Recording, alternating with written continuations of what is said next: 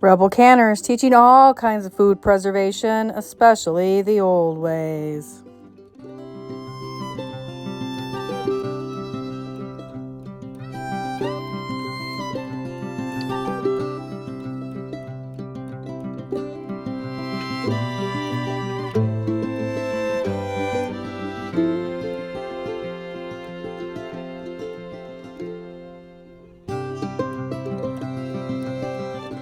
How to adapt any recipe to a canning recipe. This is an advanced canning class. It is not designed for beginners. Don't lose your marbles. This is actually really easy if you follow these simple principles. So you found this recipe, you absolutely love it. Either you were going through Grandma's old recipe box,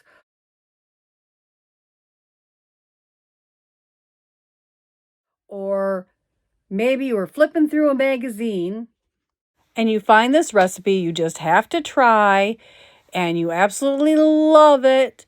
So now can you can it? And the answer is yes. So these are the steps you need to follow to convert any recipe to a canning recipe. Step number 1, look at the recipe and see what is the primary ingredient.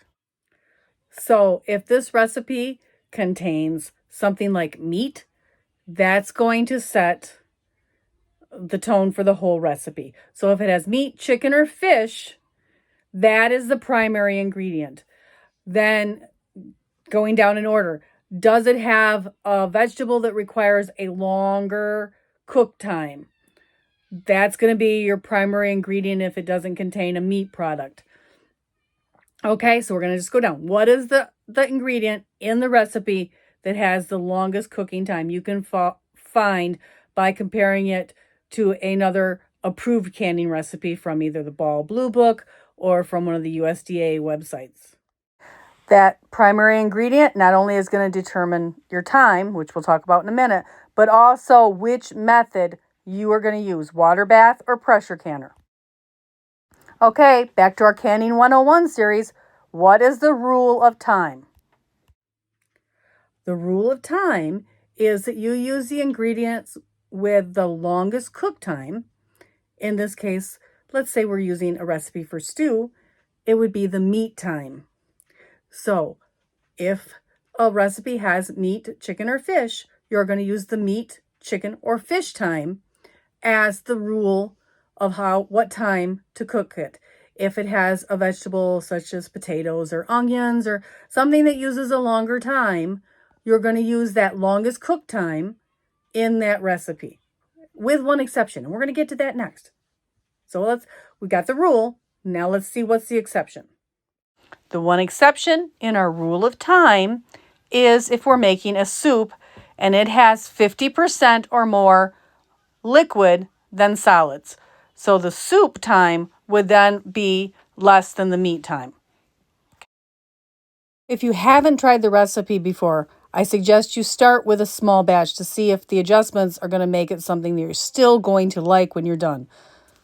So now to go, you want to do a large batch. How are you going to figure out what is enough to make 7 quarts or 9 pints of something? How do you figure that out? Well, what I do is I go and I look at a standard recipe and I look at the proportions. So if it's calling for 5 pounds of stew meat, I know that I'm going to have to increase my recipe proportionately to come up with about 5 to 6 pounds of stew meat to make my recipe work for a large standard batch. So that's what I do. I check the proportions. So this little phrase is what my mother taught me when I'm figuring out how much. If I go to the grocery store and I find,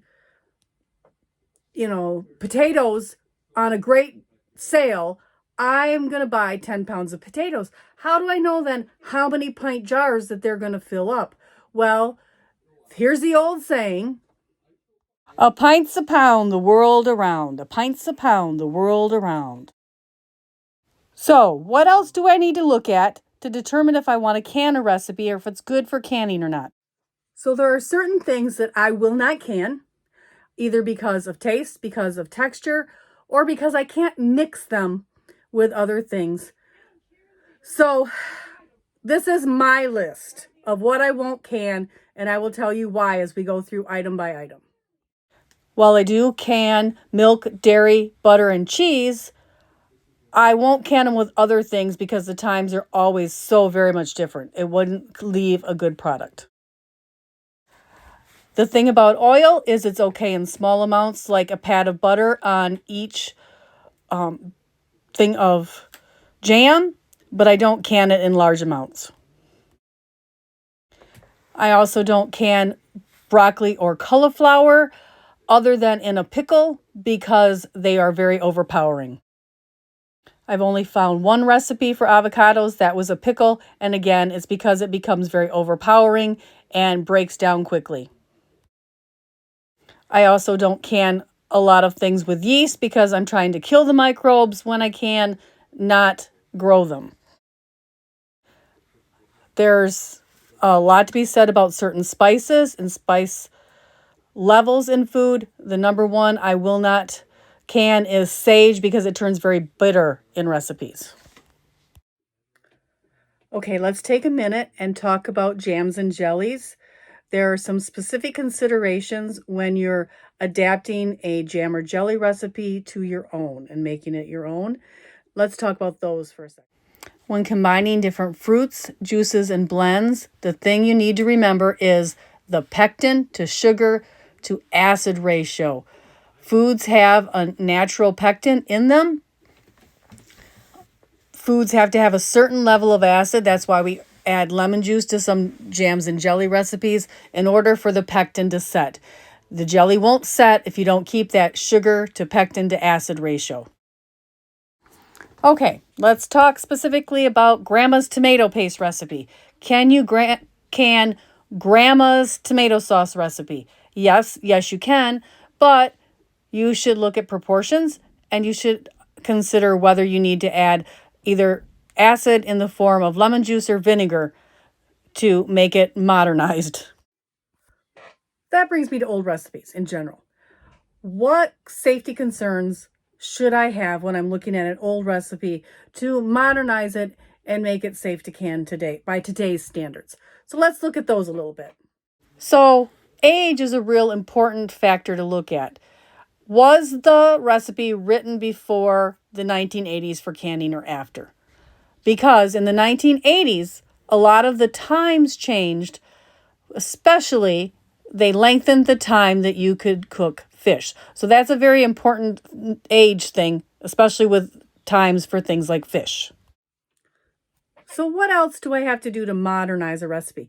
So, your grandma had this recipe for, say, pie filling, and it called for flour. If you're like me, you don't like it when it gets all gummy and settles and layers it just doesn't look appetizing. It still tastes good. It doesn't keep as long either. How do I modernize it? Well, here's a trick. This is how you convert it from that old recipe with flour in it to... So to modernize it, you would substitute 1-to-1 your flour for clear gel. That brings me to a couple other kinds of recipes that people want to convert to canning recipes. When converting a pickling recipe, a fermented pickling recipe is not the same as a canned pickle recipe because your water to vinegar ratio is different. So if you're going to convert it to a canned recipe, you have to change the water to vinegar ratio. So what about ferments? What if I want to can a ferment? Can I convert that to a canning recipe? Well, things like sauerkraut, coleslaw, yes, you can, but you're going to lose your health benefits, so I don't recommend it. So there's one more point I want to go over, and that is the amount of sugar in the recipe you're trying to convert. If you want to can a certain barbecue rib, you could do that, but those high sugar recipes are going to burn. And who wants to eat burnt food? So The vinegar-based barbecue sauces do much better than trying to can with meat in the jar, a sugar-based barbecue sauce. So you're going to want to, maybe can the sauce and just do it for a 15-minute water bath rather than do a 90-minute process with meat. I hope you enjoyed this video. I hope to do a few more in this series. I really want to teach some more of the advanced canning, and I hope you will appreciate it. Thank you all for joining my membership, and I will see you all in our very next video. Here's a link to the playlist that I'm developing. Like, subscribe, and be sure to hit that notification bell so you don't miss another episode. Some good ones coming up.